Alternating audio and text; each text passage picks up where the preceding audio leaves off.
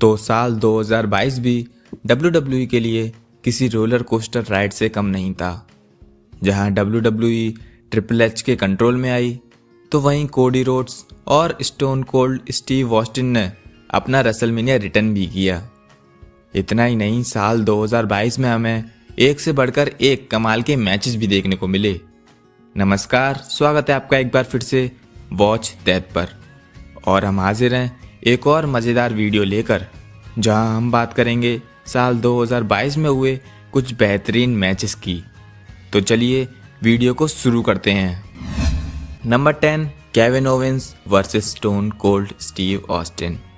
एक ऐसा मैच जिसे देखने के लिए स्टोन कोल्ड के फैंस की आंखें तरस गई थी, जिसमें स्टोन कोल्ड 19 साल के बाद रेसल कर रहे थे। जहां एक तरफ केविन ओवेंस को रेसलमेनिया के लिए कोई भी अपोनेंट नहीं मिल रहा था कि तभी केविन ओवेंस ने रेसलमेनिया में केओ शो करने का फैसला लिया, जिसमें स्पेशल गेस्ट थे stone cold Steve Austin. WrestleMania night 1 के मेन इवेंट में Kevin Owens versus stone cold के बीच एक नो होल्ड बार्ड मैच हुआ, जिसमें 19 सालों के बाद स्टोन कोल्ड ने किसी मैच में कम्पीट किया। जहां मैच के एंड में केविन ओवेंस स्टोन कोल्ड में स्टील चेयर से हमला करने जाते हैं कि तभी स्टील चेयर टॉप रोप से टकराकर उन्हीं के लग जाती है और स्टोन कोल्ड स्टनर लगाकर इस मैच को जीत जाते हैं। Number 9, fatal five way match. साल का पहला पेपर व्यू जो साल के पहले ही दिन देखने को मिला। डे 1 पेपर व्यू में बिगी अपनी WWE चैंपियनशिप को एक फेटल 4-वे मैच में डिफेंड कर रहे थे, जिसमें थे बिगी, सेथ रॉलिंग्स, केविन ओवेंस और बॉबी लैस्ली। लेकिन आखिरी पलों में मैच में एक सुपरस्टार को ऐड कर दिया गया और वो थे ब्रॉक लेसनर। मैच के शुरू होते ही ब्रॉक लेसनर ने अपना डोमिनेशन दिखाना शुरू कर दिया था। साथ ही सेथ रॉलिंग्स और केविन ओवेंस ने टीम अप भी कर ली थी। तो वहीं मैच के एंड में ब्रॉक लेसनर ने सेथ रॉलिंग्स, केविन ओवेंस और बिगी में लगातार F5 लगाए और बिगी में एक फाइनल F5 लगाकर इस मैच को जीत लिया और बने नए WWE champion. Number 8, Seth Rawlings versus Cody Rhodes. Return तो हर साल होते हैं, लेकिन एक ऐसा रिटर्न जिसने पूरी रेसलिंग वर्ल्ड को हिलाकर रख दिया। जहां एक तरफ सेथ रॉलिंग्स को रेसलमेनिया के लिए कोई भी अपोनेंट नहीं मिल रहा था कि तभी विंस मैकमैन ने सेथ रॉलिंग्स का रेसलमेनिया में मैच ऑफिशियल किया, वो भी एक मिस्ट्री अपोनेंट से। रेसलमेनिया नाइट 1 में मिस्ट्री अपोनेंट के रूप में कोडी रोड्स ने अपना रिटर्न किया, जिसके चलते Seth Rawlings versus Cody Rhodes के बीच एक कमाल का मैच हुआ, जिसमें सेथ रॉलिंग्स मैच के बीच में कोडी रोड्स पर पर्सनल अटैक भी कर रहे थे। तो वहीं मैच में कोडी रोड्स अपने फादर डस्टी रोड्स के मूव का यूज भी कर रहे थे।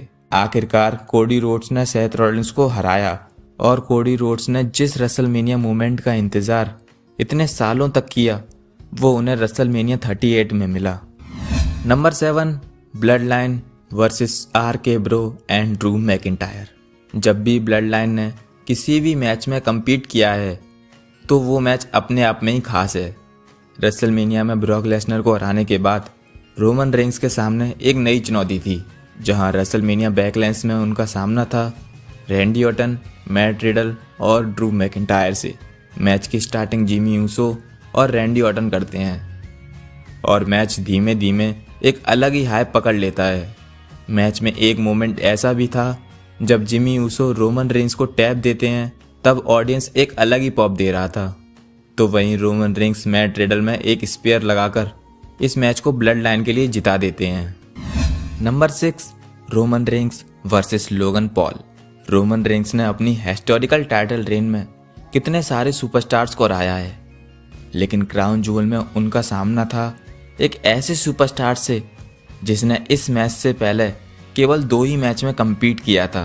क्राउन जूल के प्रेस कॉन्फ्रेंस में Logan Paul versus Roman Reigns का मैच ऑफिशियल किया गया, जहां मैच में लोगन पॉल ऐसा परफॉर्म कर रहे थे कि मानो जैसे वो सालों से रेसल कर रहे हैं।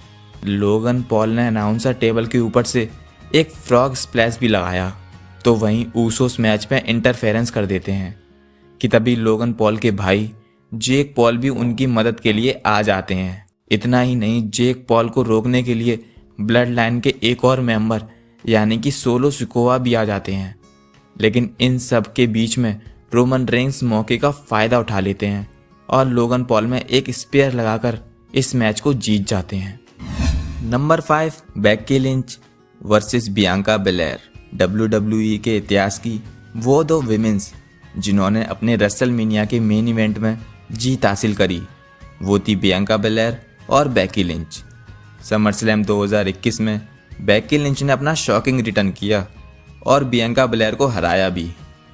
तभी से इन दोनों की राइवलरी हमें देखने को मिली और इस राइवलरी में एक नया चैप्टर जुड़ा रेसलमेनिया की नाइट 1 में, जब ये दोनों विमेंस एक बार फिर से आमने सामने थीं। बेक्की लिंच अपनी टाइटल को रिटेन करने और बियांका बेलेयर को हराने की लगातार कोशिश कर रही थी, लेकिन बियांका बेलेयर ने उनके हर मूव का मुंह तोड़ जवाब दिया, जिसके चलते बेक्की लिंच फ्रस्ट्रेट भी हो रही थी। लेकिन आखिर में बियांका बेलेयर ने इस मैच को जीता और बनी नई raw women's champion. Number 4, Roman Reigns versus Drew McIntyre. Pandemic era आखिर किसको याद नहीं होगा, जहां हमने ड्रू मैकिंटायर को चैंपियन बनते देखा।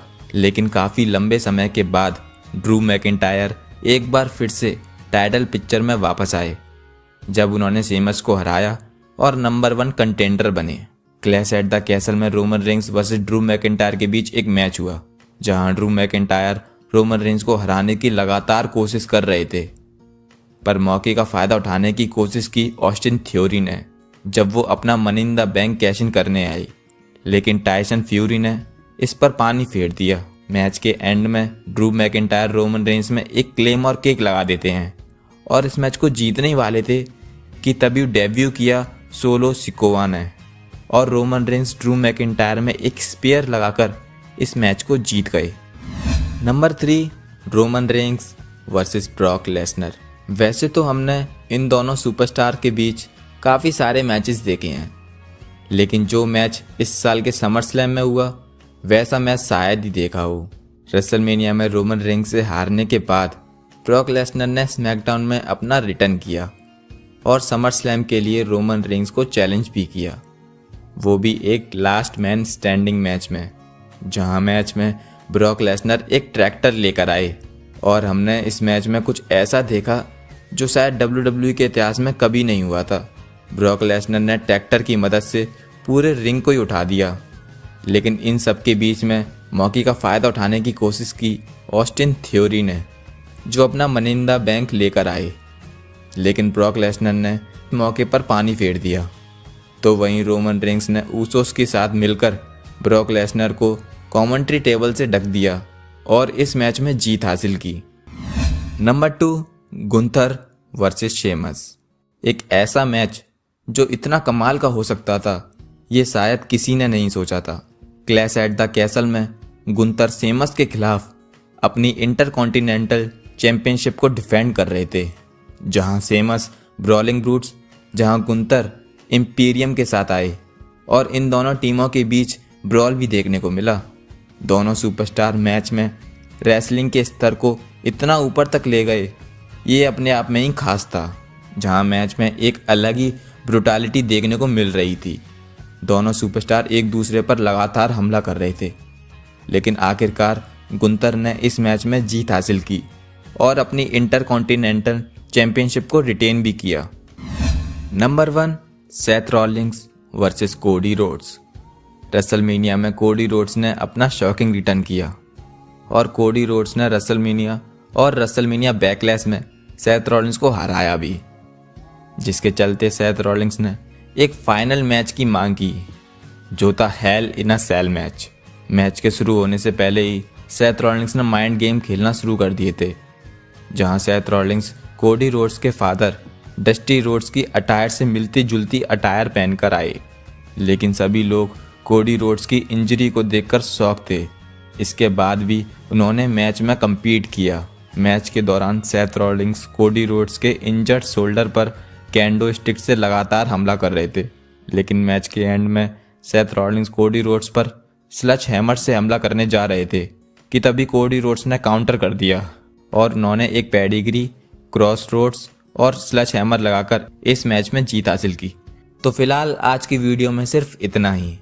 अगर वीडियो पसंद आई हो तो वीडियो को एक लाइक ज़रूर दें, और इन सब मैचों में आपका कौन सा बेस्ट मैच है वो भी आप हमें कमेंट कर ज़रूर बताएं। और आपको क्या लगता है कि आपका कौन सा ड्रीम मैच इस साल होना चाहिए, ये भी आप हमें कमेंट कर बता सकते हैं। मिलते हैं आपसे अगली वीडियो में, तब तक के लिए धन्यवाद।